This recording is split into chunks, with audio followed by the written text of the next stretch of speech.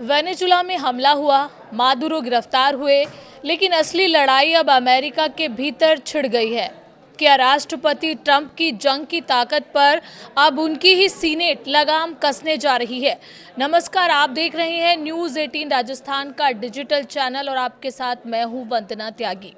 Venezuela में अमेरिकी सैन्य कार्रवाई और राष्ट्रपति निकोलस मादुरो की गिरफ्तारी के बाद अब भूचाल सिर्फ लैटिन अमेरिका तक सीमित नहीं है, बल्कि उसकी गूंज सीधे अमेरिका की सत्ता के गलियारों तक पहुंच गई है।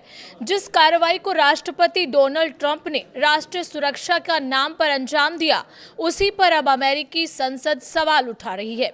हालात इतने बदल चुके हैं कि अमेरिकी सीनेट ने राष्ट्रपति की युद्ध शक्तियों पर लगाम लगाने की दिशा में बड़ा कदम बढ़ा दिया है। गुरुवार यानी 8 जनवरी 2026 को अमेरिकी सीनेट में हुए अहम मतदान में 52 सांसदों ने उस प्रस्ताव के पक्ष में वोट किया जो वेनेजुला के खिलाफ भविष्य में किसी भी सैन्य कार्रवाई से पहले राष्ट्रपति को कांग्रेस की मंजूरी लेने के लिए बाध्य करेगा।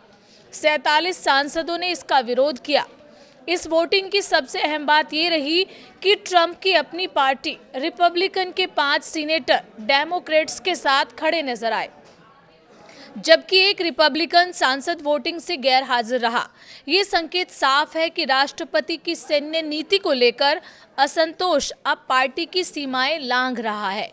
इस प्रस्ताव का इतिहास भी कम दिलचस्प नहीं है। इससे पहले पिछले साल ट्रंप प्रशासन के दबाव में इसी तरह के 2 प्रस्ताव सीनेट में रोके जा चुके थे। नवंबर में तो ये प्रस्ताव महज 2 वोटों से गिर गया था। उस वक्त ट्रंप प्रशासन का दावा था कि वेनेजुला में सत्ता परिवर्तन या बड़े सैन्य हमले की कोई योजना नहीं है, लेकिन मादुरो की गिरफ्तारी और उसके बाद हुए घटनाक्रम ने कई सांसदों को ये सोचने पर मजबूर कर दिया कि कांग्रेस को पूरी जानकारी नहीं दी गई थी। यही वजह है कि अब खुद रिपब्लिकन पार्टी के भीतर से सवाल उठने लगे हैं। इस प्रस्ताव के सह प्रस्तावक रिपब्लिकन सीनेटर रैड पॉल ने साफ कहा है कि उनकी पार्टी के कई नेता राष्ट्रपति की सैन्य शक्तियों को लेकर असहज हैं। उनके साथ डेमोक्रेट सीनेटर टिम केन भी इस प्रस्ताव का नेतृत्व कर रहे हैं।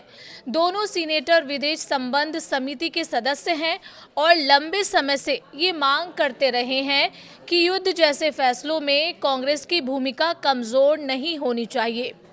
प्रस्ताव के समर्थन में वोट देने वाले रिपब्लिकन सीनेटरों के नाम भी इस कहानी को और वजन देते हैं।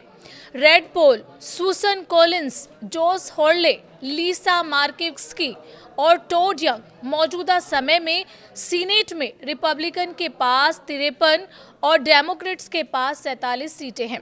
ऐसे में पार्टी लाइन तोड़कर दिया गया ये समर्थन ट्रंप के लिए बड़ा राजनीतिक झटका माना जा रहा है।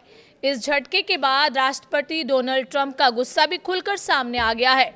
ट्रंप ने ट्रुथ सोशल पर एक तीखे पोस्ट के जरिए अपनी प्रतिक्रिया इन 5 सीनेटरों पर हमला बोलकर दी।